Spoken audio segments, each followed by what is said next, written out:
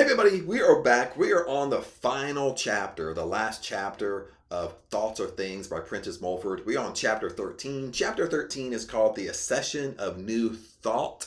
New thought is new life. When an invention, a discovery first breaks on the inventor's mind, it fills him with joy. The blood in his veins surges with a fresher impedance. The author or poet is lifted into ecstasy of emotion by new conception. I mean, the relatively new creative authors and poets, not many who, borrowing the fire of genius, put it in their own lanterns and pass it off, often successfully, as their own. And I'm going to change the color to green. I'm going to highlight this. One of the things right away that came out that kind of comes to me right away is when he brings up the inventions, the inventor's mind. Way back in the 1850s or in the mid 1800s, you have to understand, they weren't calling themselves entrepreneurs. They were more calling themselves inventors, poets, you're an actor. So you're basically, as an inventor or an invention, you're basically an entrepreneur. Okay, we just call it something different nowadays in 2024 or for the last several decades. But one of the things I want to discuss really fast here is when he says, when an invention, a discovery first breaks on the inventor's mind, it fills him with joy. Okay, now if you're an entrepreneur and you're listening to this, maybe you're an entrepreneur, maybe you've been an entrepreneur for a long time, or maybe you want to be an entrepreneur. Maybe you're in the beginning processes of being an entrepreneur.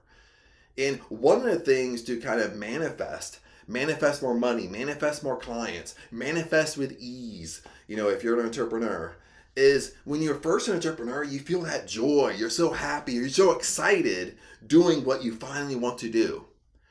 And what we do as an entrepreneur, eventually we lose that excitement. We lose that joy. Okay, we lose that happiness. Okay, at one point when we used to be happy and joyful, loving what we do, passionate about what we do, it becomes a burden. And most of the time what becomes a burden is because we get stressed about life, we get stressed about money, we're trying to work hard. Okay, remember, when you're trying to manifest comes from within out. It doesn't matter how hard you work. Working hard isn't going to make you more money. Okay, money comes from within out. Okay, working hard isn't meaning that you work 12 hours a day, 7 days a week, you're never resting. Okay, Prentice Mulford brought this up in the last couple chapters when he really went deep with it, as far as living in the laws of nature, but making sure you get enough rest, not being overworked. Okay, and this is one thing as an entrepreneur, even myself, doing things I want to do, doing things I'm passionate about, but going back to maybe it's like 20 years ago when I started, is having that fire, having that passion, having that joy, having that happiness all over again.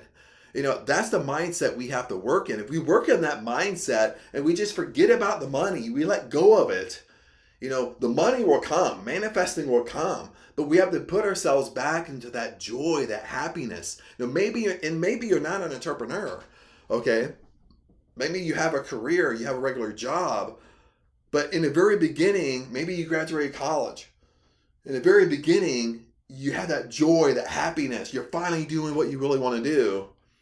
And then 5 years later, maybe even a couple years later, it's almost like somebody punched you in the gut and it took the breath away from you. And you lost that joy, you lost that happiness. We all go through it once in a while throughout our life. We have to regain. When I say we, because I'm included in this, is that we have to go back and get that joy back, get that happiness back. Start doing our hobbies again. Start enjoying life again, and start enjoying the things that we want to do. But anyway, let's move on. That just kind of popped into me right in a tiny first paragraph here. But let's move on. A piece of good news, as we term it in a period of gloom, depression, discouragement, the possible realization of a hope, the removal of an ill or danger, is but a thought after all. Is but the picture in the mind of the thing desired, is not the thing itself, yet how it brings strength to the whole body. As entertaining spectacle or drama so perfectly acted as to absorb all one's attention, an interview with one to whom we are strongly attracted, a pursuit or exercise or art which interests and fascinates, all these are as food and nourishment. stimulation to the body, and in the absorption or excitement of the moment. Hunger for the material food may pass away or be forgotten. So we do not live by bread alone, but our natures demand ever new and newer food of thought. The play is so charming when we first seen may become tiresome through repetition. See, this is what I'm talking about. He's saying it kind of funny, not funny as a joke, but he's saying it kind of weird. The play is so charming when we see it at first, but becomes tiresome through repetition. Okay, when you're an entrepreneur, being an entrepreneur, going into business for yourself, doing something you love, is so charming in the beginning, but as we do it day in and day out, it becomes tiresome through repetition. That's what he means. The air is so fascinating when first heard, becomes worn through familiarity, for being familiar. There may even be longed for a change for equality of the thought of mind must attract to us. I mean, for all these a change, but only for a time. The play, the opera, the artist may in time be seen again and with increase of pleasure, either from the influence of the former association, or from new growths and shadings to the artist's rendering, or from new capacity in ourselves to see what we could not see before. Call then all new thought, and if you please, new emotion, food. Food is necessary to make the relatively perfect physical and mental man or woman, as is the bread we eat. We desire every fresh food. We similarly desire and need always new and fresh thought. Old thought, constant repetition of the same thought, involves decay, sluggish of mind, and sluggish of the body. Listen to this. I'll highlight this in green. Old thought, constant repetition of the same thought, involves decay, sluggish of the mind, and sluggishness of the body.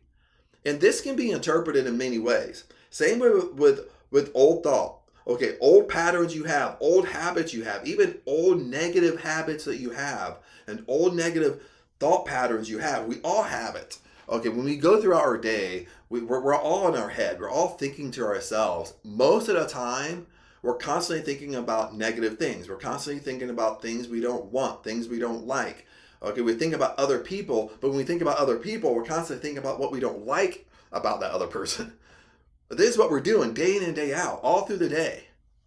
This is what it means by constant repetition. Okay, so let's read it one more time. Old thought, constant repetition of the same thought, involves decay, sluggish of the mind, and sluggish of the body. Suppose that we rose each morning with the absolute certainty that each day was to be a day involving to us more or less of the excitement of a discovery in something useful and enjoyable, and also of similar use to others, something endurable for us and others, endurable for eternity, some unexpected branching out of yesterday's truth, which for yesterday seemed fully grown, something telling us how life may be made still fuller and durable, and harmless enjoyment. Some great law, principle in nature, recognized possibly for the first time in some heretofore called little thing, and the fall of the leaf, and the coloring of the leaf by the autumnal frost, in its almost equal vividness of color coming through the heat of spring. What must be the pleasure to an open and receptive mind to find today an increase of improvement in the quality almost despaired of yesterday, an increase of patience in doing the perplexing work, an increase of courage, an increase of perception to see beauty in what yesterday's passed by with indifference, an increase of power to control unruly appetite, an increase of power to drive away unpleasant and therefore injurious thought. Would not such be encouraging, cheering, life-giving, health-giving thoughts? This order and accession of ever new thought knows no stop in any direction. It says, are you orderly today? Listen, when you have new thought, and he's talking about thought, he says, are you orderly today? You will find some power and room and capacity to be more orderly tomorrow. Was your last effort in music, in painting, in composition, in acting, in oratory your greatest triumph? Will you find some way of making it more perfect tomorrow? that will take nothing from the last effort? Is it only a beautiful and delicate tint for some already beautiful picture? The consciousness of such never-ending growth of improvement is also food for the growing mind, and other than bread. Yet it is bread, it is the bread of life, and to be desired as our daily bread. Now, this whole paragraph right here, really reminds me of the impression of increase. Okay, this is what you have to understand. Our body, when you follow the laws of nature, when you follow universal laws, God's law, no matter what you want to call it, it's always the impression of increase, meaning that we always want to grow, you always want to expand, you always want to get better. Okay, now if you study Thomas Troward, I love one of Thomas Troward's quotes. And one of his quotes is, our mind is a center of divine operation. And divine operations means expansion. Expansion means into more. Okay, that's what it means. Like even what Thomas Troward taught this is your mind, abundance is inside you. Okay, abundance is your birthright. Okay, the Spirit is inside you. The Holy Spirit is inside you. Heaven is within you. So abundance is inside you. Okay, what is abundance? Abundance is all around you. Okay, abundance is infinite.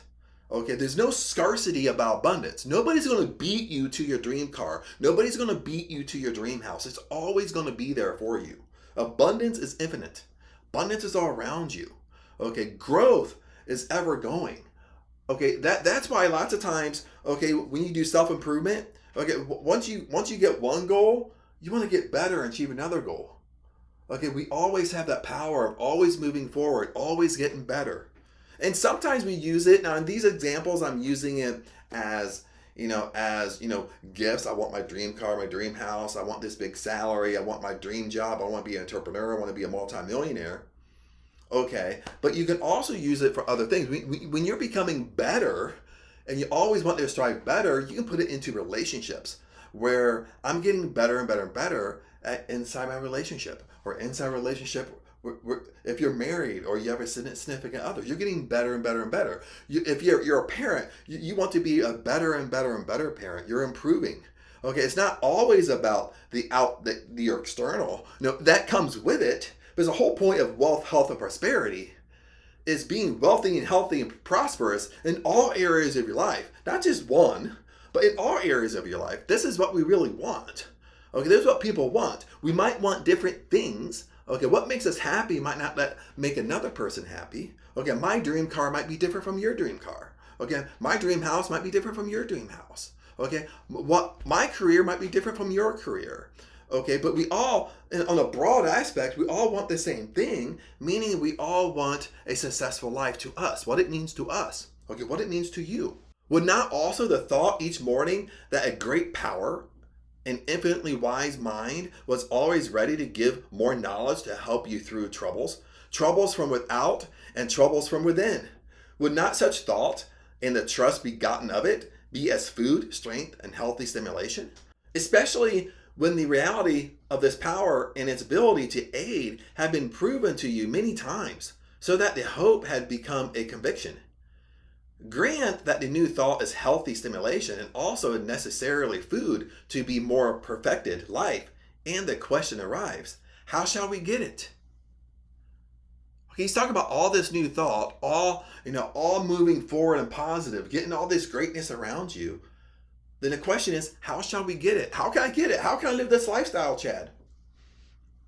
In other words, how may we attune ourselves, or how may we become more receptive to all that is beautiful and useful in nature? For in our religion, the useful always implies the beautiful. It is almost farce to answer. Live a pure life. That implies so much in so many cases to be done, so much of inherent tendency to be outgrown, so many difficulties to be met, so many conditions necessary for a life so difficult to make. The desire for accumulation seems a law of our natures. In its cruder working, it accumulates money. In its higher form, it would accumulate powers and qualities of mind. I am $500 richer than I was this morning, says with satisfaction and pleasure at night the money accumulator.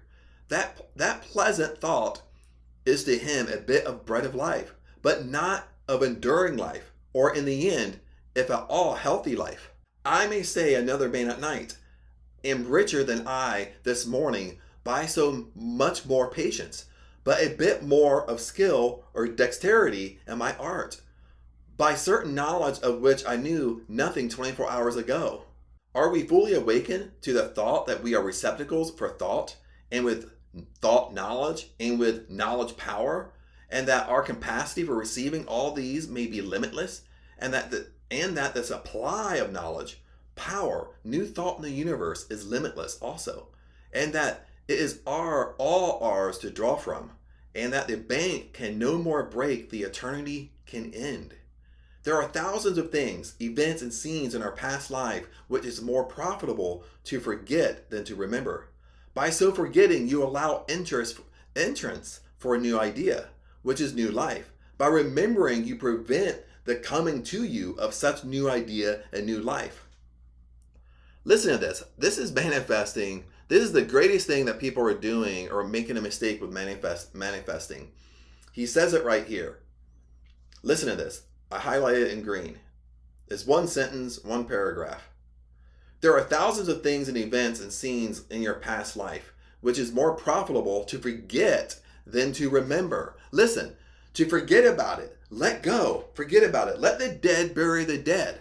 Okay? But what we end up doing in our past, we harbor these negative emotions. We constantly remind ourselves of things that's happened in our past, things we don't like, and that's what we attach ourselves to it, and we hold on to it. And this is what's keeping us from manifesting. Most of us, and I'm included with this, most of us, if you just let go of really what you want and you stop being attached to it, it would actually come to you. Right when you just finally just had enough and you truly just let go. I don't mean quit, okay? There's a difference between quitting and letting go. I don't mean quit, okay? I mean letting go. Because when you're attached to something, okay, either you're physically forcing it to happen or it's mental attachment. Okay, when you're mentally attached to something, you're constantly thinking about something over and over and over and over and over and over and over. You know, that's you're trying to coerce it to happen mentally. That's just like you're trying to force it to happen. That's like you're trying to force it to happen physically. Okay, so mental force is no different from physical force. Okay, remember, what does force do? Force negates from you. When you try to force something to happen, it runs from you. Okay, now we've all probably done this sometime in our life, is like in a relationship. Maybe we really like somebody, but we become very attached to them, and we really try to force that relationship to happen. And the other person can feel it. Even though they like you, they can feel it from you, and they kind of want to stay away from you because they can feel that energy. Okay, we've all kind of done this sometime in our life. Okay, that's an example, and this works the same way. Like if you want your dream car, your dream house, you want that perfect job, your dream career, when it becomes an unhealthy attachment, you have to let it go. And that's what he's talking about here. By forgetting, I mean that you should avoid living in unpleasant past scenes and remembrances. Absolutely to forget or wipe out completely from memory anything it has once taken note of its impossibility. For everything you have seen, learned, sensed, or heard is stored away, and is capable under certain circumstances of being brought to view again. In place of a term forgetting, it would be better to say you should cultivate the power of driving from your mind and putting out the sight wherever makes you feel unhappy and whatever you discover that is unprofitable to remember. Listen to this. You know, this is what people are doing. Okay. Sometimes we really fall into a trap. Is the older we get, I don't know why this happens. The older we get, we really become more and more negative, unhappy with life. Okay, because some of us get beat up by life, and we all go through negative things. We all go through trials and tribulations throughout our life. But some people, you know, if you go through a trial, tribulation, you go through a little stumbling block, you know, you recognize it's just a perception. It's happening for you, not to you. And when it happens, you just completely let it go, completely forget about it, and you move on with life. Okay, that's the healthier way to do it. What most of us do, we let the stumbling block stop us in our tracks. We fester on it, and we fester on it for weeks, months, and years. Then 10 years passed, Then when we get together with friends or family, you're still talking about it and it's happened to you 10 years ago. Okay? That's you not letting it go. That's you not let the dead bury the dead. Okay? You let your past be the past. Okay? We've all heard this saying that you can't drive a car, you can't keep on moving forward if I'm constantly looking in the rear mirror. I can't drive the car here and I'm just like looking like this. I'm glued to it. I'm going to crash. I'm eventually going to crash. Okay? And this is what we're doing in our lives. Our focus is constantly on the rear mirror, and we lose track of moving forward because we're constantly looking back in the past. We're constantly looking past what happened this morning, what happened to me yesterday, what happened to me last week, what happened to me 1 year ago. We're constantly doing this shit, and we gotta stop. I'm sorry for my language, but we gotta stop it. It is impossible, absolutely, to wipe out anything your memory has once written on its tablets. For whatever the scene, event, or experience may have been, it has become a part of your real self or spirit. In other words, your spirit is made up of all its experiences and consequent remembrances extending to an infinite past. Of these, some are vivid, some vague, and much is buried out of present sight, but capable under certain circumstances of being called to remembrance. To destroy such remembrance, if possible, would to destroy so much of your mind. All experiences are valuable for the wisdom they bring or suggest. This is what I mean. I just brought this up, and he says it, but he said it, but he says it in a different way. Listen to this. All the experiences you have are valuable for your wisdom they bring or suggest. What that means is when something happens to you, you might view it as negative, but it's happening for you, for your own good. Okay? We can look at it this way. It's happening for me, or it's happening to me. There's a difference. Okay, when it's happening for me, I can flip it to a positive and say, I'm learning from this. I'm growing from this. When we look at it as it's happening to me, okay, when something's happening to you, it's always a negative consequence. You're always looking at it as a negative, and you don't, that's your perception of it, and that's it. When it's happening for you, it's happening for your good. It's teaching you something so you can get better. You can progress further. That's what he means. All experiences are valuable for the wisdom they bring or suggest. But when you have once gained wisdom and knowledge from any experience, there is little profit in repeating it. Listen to that. There is little profit than repeating it. It means let the dead bury the dead. Stop bringing it up. Stop talking about it to your friends. Stop talking about it when you have family gatherings around the dinner table. Something happened to you 20 years ago, 30 years ago, 35 years ago. You should not be even bringing that stuff up. And continue on, especially if it has been unpleasant. So let me start this sentence over again so it makes sense. All experiences are valuable for the wisdom they bring or suggest. But when you have once gained wisdom and knowledge from any experience, there is little profit in repeating it, especially if it has been unpleasant. You do exactly repeat when you remember it or live it over again in thought. That's what we're doing. Okay, when you're repeating something, you're remembering it, you're reliving it. You're physically not reliving it, but you're reliving it in your 4D world. You're going inside your imagination, you're putting a feeling state, an emotional state around it. You're reliving it in your 4D world. Then all of a sudden, similar consequences come in your 3D world. This is the law of karma. This is why things, the same circumstances, the same things, the same similar things keep on reoccurring in your life. This is what people are doing who brood over past misfortunes and disappointments. It is what people are doing when they recall with regret their youth as bright and joyous as compared with the gloom of their middle or old age. Live in the pleasant remembrance of your youth if you desire. That will do you good. But do not set in its brightness and freshness against a dark background of the present. Do not think of it in that vein. Remember that a time of your infancy and youth, with all its freshness and newness, was also a time of some people's old age when the world seemed stale and joyless. When to them all that life seemed capable of yielding seemed exhausted. When nothing seemed to remain but but to wither and die. Remember also that today, if the world seems less bright than formerly, if the sun seems setting instead of rising, it seems now to the boy and girl of 10 or 15 years old, as it did to you at that age. No person could hold his or her physical body and enjoy life who, as they lived in the past and refused to set or open their minds to the future.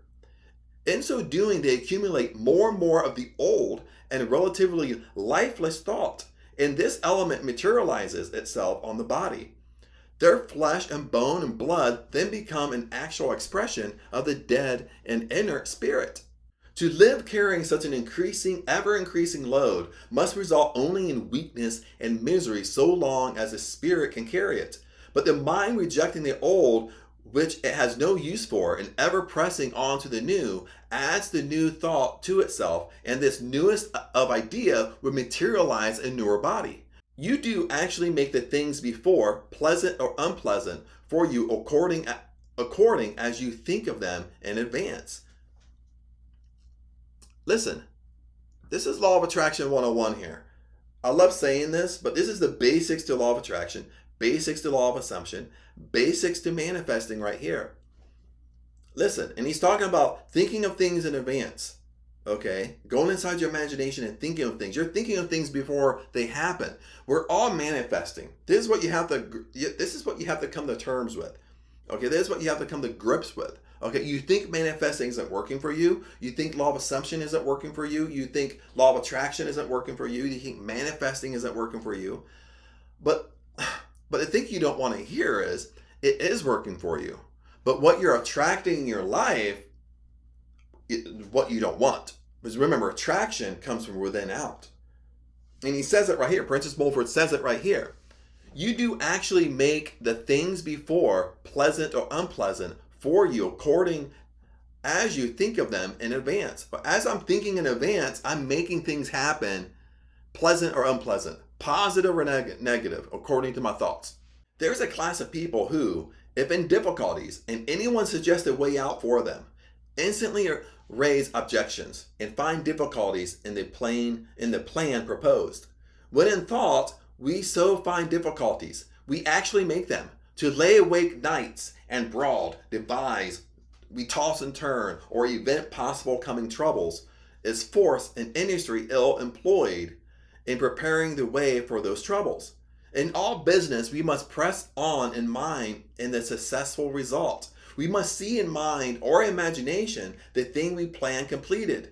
Listen, this is Neville Goddard right here. When Neville Goddard says, have an intention, what you want, go inside your imagination, live in your imagination as you already have it, and it will come to you, it will manifest to you.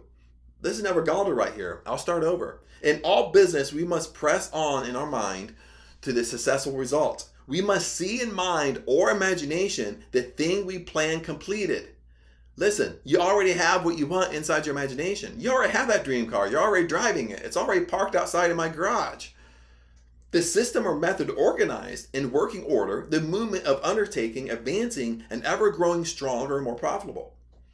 To spend time and force in looking back and living past troubles or obstacles over again, and out of such living and mental action to conjure more difficulties or oppositions is literally to spend time and force in destroying your undertaking or in manufacturing obstacles to put in your own way.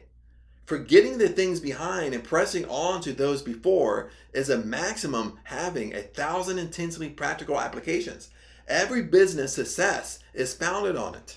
Men who cease to live in old methods and press forward to new achieve the greatest financial success. But men who having started out during their physical youth with the new, allow themselves with advancing years to hold on to what was new in their youth, but which is relatively old now, are really on the back track. Money may continue to pour in upon them, but their methods are really out of date. And a few more years will see their business superseded by the newer system. If you were debilitated, weak, or sick yesterday at any hour, Do not commence today with living and thought in the same weakness or debility at the hour. Forget it. Live away from it and press onward to the thought of being strong, well, and vigorous at the hour. And this is so powerful when he says this. He basically saying, even if, a simple example, even if you're sick yesterday, when you wake up today, today's a new day. Forget if you were sick yesterday. Just move on today. Move on with positivity, happiness, and joyful. You're not sick today, you were sick yesterday. Stop thinking back at how you felt yesterday.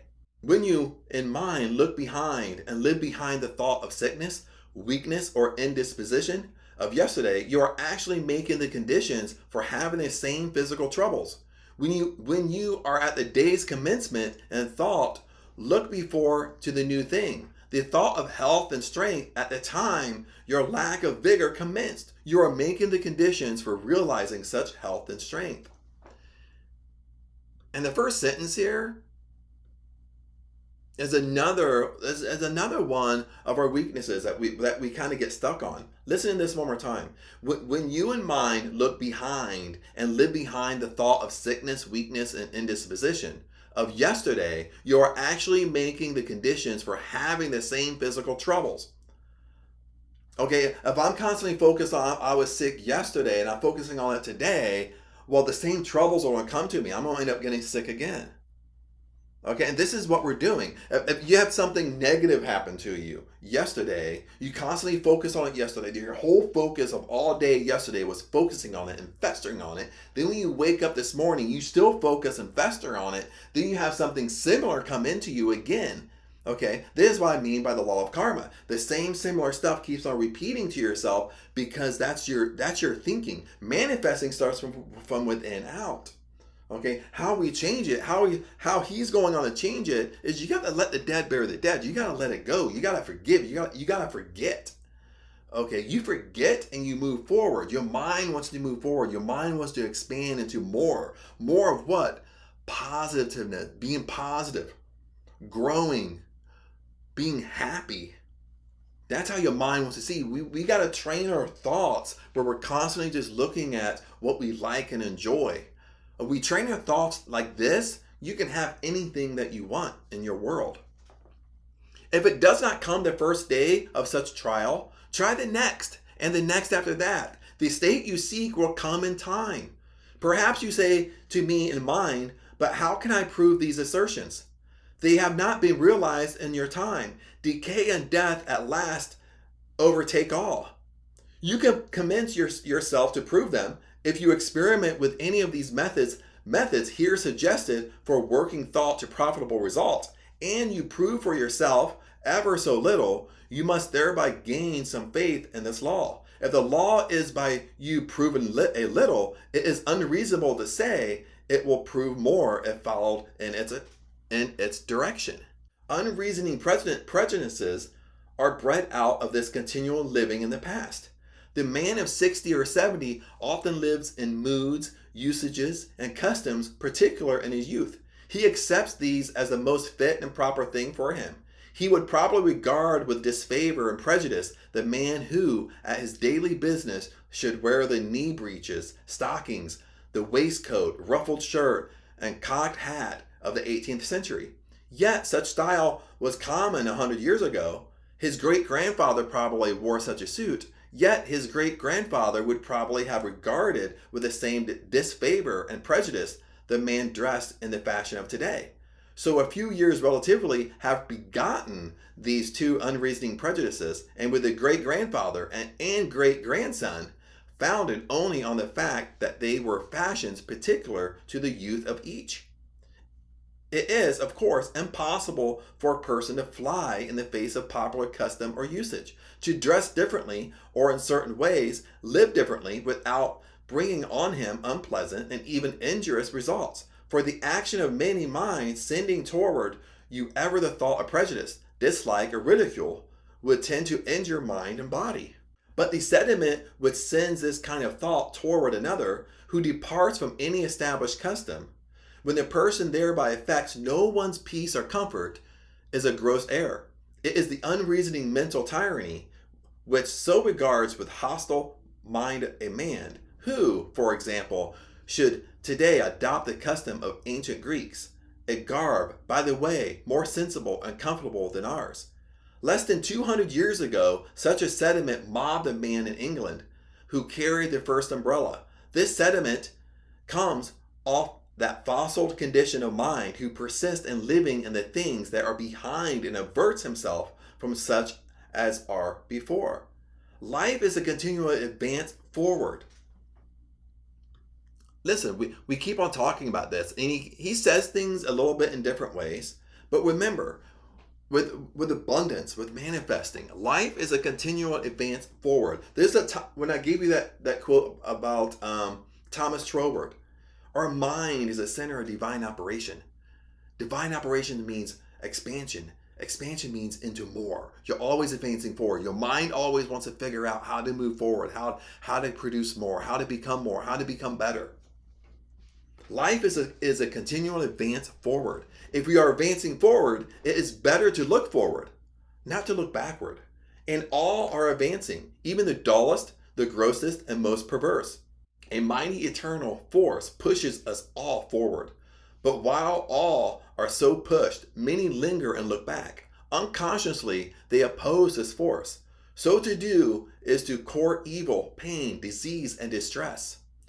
Whatever the mind is set upon, or whatever it keeps most in view, that is bringing to it. And the continual thought of imagining must at last take form and shape in the world of seen and intangible things. Right here, this is manifesting, this is law of attraction, this is law of assumption, this is Neville Goddard. So I'll read it one more time. Whatever the mind is set upon, whatever intention you're thinking about, whatever you're festering on over and over and over again, or whatever keeps in most view, that is bringing to it. The continual thought or imagining must at last take form and shape in your world, in your 3D world. Whatever you're imagining, whatever you're constantly thinking about, what are you festering about, it has to happen to you. It has to come into your reality. I repeat this assertion often in these books and in various forms of expression because this fact is the cornerstone of our happiness or misery, permanent health and prosperity or poverty. It needs to be kept as much as possible in mind.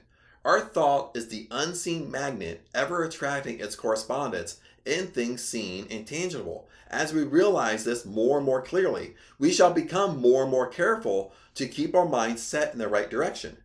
We shall be more and more careful to think happiness and success instead of misery and failure.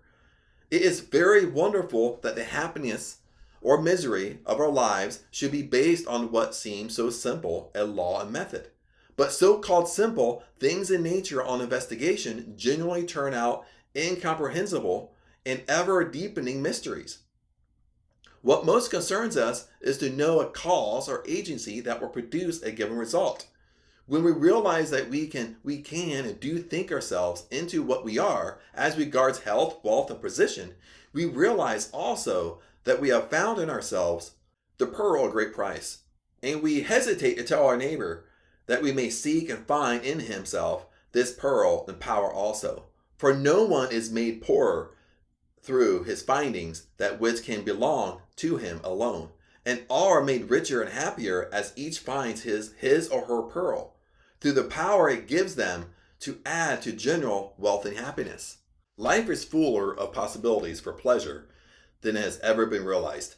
The real life means a perpetual and ever-increasing maturity. It means the preservation of the physical body so that it can be used on the stratum of existence whenever the spirit desires to use it. It means a preservation of that body, not only free from pain and sickness, but free from the debility, weakness, and decay of what we call old age, which is in reality only the wearing out of the instrument used by the spirit for lack of knowledge to ever recuperate and regenerate it. Life means the development in us of powers and pleasures which fiction in its highest flights has ever touched. It means an ever-increasing freshness, an ever-increasing perception and realization of all that is grand, wonderful, and beautiful in the universe, constantly increasing discovery of more and more that is grand, beautiful, and wonderful, and constantly increasing capacity for the emotional part of our natures to sense such happiness. Life is eternal in the discovery and realization of these joys. Their source is inexhaustible. Their quality and character must be unknown until they reach us. In other words, of the apostolic record, eye hath not seen nor ear heard, neither have entered into the heart of man the things which God hath prepared for them that love him. In so-called ordinary things we get out of our lives and our senses but the merest fragment of the pleasure they can be made capable of giving us. Our food is capable of giving far more pleasure to the sense of taste than we may know. We do not get nearly as much pleasure from the ear and eye as they are capable of giving. With bodies more highly developed and refined, food, when taken into our stomach, should act as a healthy stimulant and give that impulse, vigor, and bounding life, which gives to the young animal. The movement of every muscle, as in walking, can be made to give pleasure. Through following the spiritual law, that peace of mind, which passes all understanding, is in the future to come to many. That has not in the past been realized is no proof it will not be. But millions of our race do not look forward to such joyous possibilities at all. They have never heard of them. The great majority would not believe did they hear of them. They press on in their mind to what?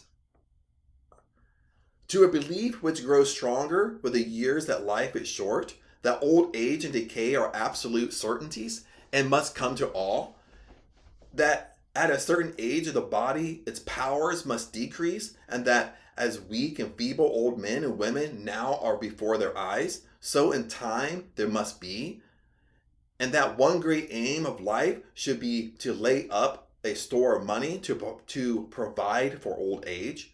These are not pleasant things to contemplate. The many do not contemplate them. They shut their eyes to these gloomy views in their future, but they believe in them just the same. They believe and dread. If they believe, they must in mind press on in such belief. It is this pressing forward that makes of the thing believed in a material or physical reality. So right here, again, this is like when people believe something. Remember, when you believe it's going to happen, if you believe in something, you go inside your imagination and you're planning out this belief and it comes to your 3D world. Okay, again, I mean, if you love Neville Goddard, this is Neville Goddard 101 right here. This is how our imagination creates reality right here. I'll read it one more time, then we move on. These are not pleasant things to contemplate. The many do not contemplate them. They shut their eyes to these gloomy views of the future, but they believe in them just the same. You might avoid them. You might not want to discuss it. Okay, but you believe it just the same. That's what he's saying. They believe and dread. If they believe, they must in mind pass on to such belief. In this pressing forward that makes of the thing believed in a material and physical reality. Providing for old age makes the old age of the body, because the person so providing sees him or herself for years as helpless and decrepit. What the mind so projects for the future, it is making for the future. Isn't this so true? What the mind so projects for the future, it is making for the future. Okay, even for yourself or myself. What I see in the future, what I see myself in the future, it's making that future for me. Okay, I'm making my own future. I'm making things happen in my own life, and so are you. A material thing, money, is relied on to secure one from ills, when all material things are quite powerless to prevent such ills. The rich man with an aged, worn, diseased body can only buy with his money a better room and bed to live in than a poor man. His money does not prevent disease and weakness. It cannot give him an appetite for the costless food. In pain and anguish, the emperor is in all respects on the same level with the pauper. For in extreme misery, a soft bed and numerous attendants give little or no comfort. Now in all this, thought element worked in ignorance in the wrong direction proves that it brings a result, but a woeful one. It is only the cultivation of the power of the Spirit over the body that can prevent these ills. That power we first begin to cultivate and increase when we become to recognize and believe that mind or spirit is a power governing our bodies, and that whatever mind persistently imagines, thinks, or imagines, it makes. Now unconsciously, we imagine in the wrong direction. We think old age or wearing out the body must be, because so far as we know, it always has been. We press on in our imagination, an unwelcome belief to gloom and physical decay. We hold these sad pictures ever in our minds, having no faith in the brighter view. We do not look forward to that view in life, an ever-increasing life. In the New Testament, the last revelation, we find that Christian and apostles teaching fooled the sediment of life and life everlasting. Death is not argued or implied as an absolute necessity, but as an enemy which is ultimately to be destroyed. It was never said or implied that the advent of greater revelations was not to be until millions on millions of years in the future. The dawn of such advent may be now. It is now, not because of any one man's writings or assertions, but because many minds are now open to the reception of the greater revelation, which for centuries has been knocking at the humanity's door, but could not enter by reason of the obtuseness and dull ear of those whom it sought to arouse and benefit. Only dead people in the universe are the spiritual dead, those dead in trespasses and sins, who have not as yet learned to forget, or rather to refuse to live in and depend on the relatively dead or an earth element of the earth instead of that drawn from the higher source. Still, the few in the vanguard pressing onward are crying out, why, here under our noses is the greatest of all motive powers? Why, human thought is the real element, real force, darting out like electricity from every man's or woman's mind, injuring or reliving, killing or curing, building fortunes or tearing them down, working for good or ill, every moment, day or night, sleep or wake, carving, molding, or shaping people's faces and making them ugly or agreeable. Before you give so much of a thought to others, ask, in view of these possibilities, if some is not due to yourself. If you can build yourself up into a living power, if you can, with others, prove that physical health and vigor can take the place of old age, that all disease can be banished from the body, the material riches and necessities can come of laws and methods not now genuinely practiced, and that life is not the short, unsatisfactory, hopeless thing which at best is now is. Will you not to the world at large do the thousandfold more good than if you expended your thought in feeding a few hungry mouths or relieving a few physical necessities of others? Our richest men, our rulers, our famous men in art, science, and war, our professors, our ministers, our greatest successes, what is their end? Weakness, decay, and disease. Our more thoughtful people admit that by the time they have learned something of life, it is time to die. The obituary from the living is at best an apology for the unsatisfactory ending of human life. Mankind demands something better. That demand, that cry has been swelling and increasing in volume for many centuries. Demand must always be answered. This demand is now being answered. First in a few, next to the many. New light, new knowledge, and new results in human life, and all of it involves, are coming to this earth. And this is the end. This is the end of chapter 13. And this is the last chapter. This is the end of the book and the series of Thoughts Are Things by Prentice Mulford. And just to wrap up this chapter, and this chapter dug a little deep. I wish he would have, wrapped it up a little bit better. But remember, Thoughts Are Things, it wasn't written as a book. Okay, these are the manuscripts from Prentice Mulford's life. And so what they did was they put it into the book after Prentice Mulford passed away. Thought that 10 years later after he passed away, that's when Thoughts Are Things was published, and they put these manuscripts in. That's why the flow of it has a flow to it, but it doesn't flow exactly like a book because it wasn't really written into a book. There's just manuscripts that he wrote probably here and there, and they kind of put it all into a book. But to wrap this up and wrap up this last chapter is, kind of ending it with Thomas Troward. Okay. Our mind is a center of divine operation. Divine operation means expansion into more. Okay. Our mind, our thoughts, always wants to protrude to better and better things.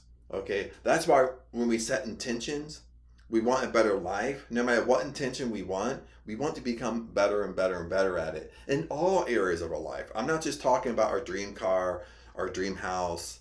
I'm not just talking about money. I'm talking about, we look at wealth, health, and prosperity as a whole. Okay, what we really want, we want to be wealthy, healthy, and prosperous in all areas of our life. Okay, that's what true wealth is. We want to be wealthy in all areas of our life. Okay, in the money section, in the work section, what we do for a living, in our family section, or our spiritual section, we want to be wealthy, healthy in every single area. Okay, in order to do this, is that, like in this chapter, is forgetting the past, letting go, and being happy, being joyful, being happy where you're at, looking forward, and remembering how your thoughts carry you forward. Okay, the whole point of thoughts are things, and he dug really, really deep with this in every single chapter, sometimes even too deep. Okay, and whatever you think about, that's what's going to manifest into your reality. Okay, this is what you have to come to terms with. Okay, if you don't like what's going on, well, you've created that. Then that's one point to kind of come to terms with. If you've created it, you've created your mess. But at the opposite side of it is you can fix it. Like how can you fix it? You start changing the way you're thinking. You start changing your thoughts, because you've created this mess is because you're probably festering on negative things throughout the whole day. And I don't know why this is. It's so easy to think negative. Okay, when I do morning walks right now. I walk anywhere from 45 minutes to an hour in the morning. It's a couple miles. I walk it. I don't run it, but I walk kind of fast. But what I find is when I walk in the morning, it's so easy for me. If I start my walk and I just think of one negative thought, and I kind of start walking, I start thinking on this negative thought, I don't stop myself. Next thing I know, I'm almost walking in a trance. Okay. And then when I come back to the house, I'm gone for an hour. And then my awareness wakes up and I'm aware, it's like, holy crap, I walked for an hour. The whole hour I walked, I thought about negative things the whole time. I just went from one negative thing to the next, or one negative thing to situations I don't like. Okay, no matter what it is, it's negative. And this is the same thing we do throughout our whole day. Not even talking about a whole life. I'm just talking about a day. This is what we do. We're constantly thinking about negative things. We're constantly thinking about what we don't like. We're constantly thinking about situations we don't like. When we think about other people, most of the time we're thinking about what we don't like about them, not what we do like about them. And this is what we're doing day in and day out. Then we wonder why things are coming into our lives that we don't like. We got to switch it. And we can switch it. It takes a little bit of work, and it's hard work. And it might be mentally exhausting for a while. But we can switch it. The way you switch it is start looking at the positive in everything. Okay, this is a law of compensation. Law of compensation is you always look for good in every situation. Okay, that's what I say when something's bad happening to you, that's just your perception of it. It's happening for you. There's always good in every situation. There's always good in every negative situation. There's always good in it. You have to train yourself as best as you can to always look for the good. Always focus on the good. When you think of another person, pull out what you like about them, what's good about them. When I find myself kind of festering to myself about what I don't like about somebody, I'll stop myself, I'll become aware of it, then immediately I'll start saying things that I like about that person, things that they're great at. But that's what we should be doing. Only focus on the good. And when you focus on the good, the laws of nature, the laws of the universe has to bring good to you. Okay, it has to be reciprocal to you. Because what you're doing right now, you're doing the opposite. Okay, you're focusing on the bad, you're focusing on the negative, you're focusing on what you don't like, and guess what? That has to come back to you.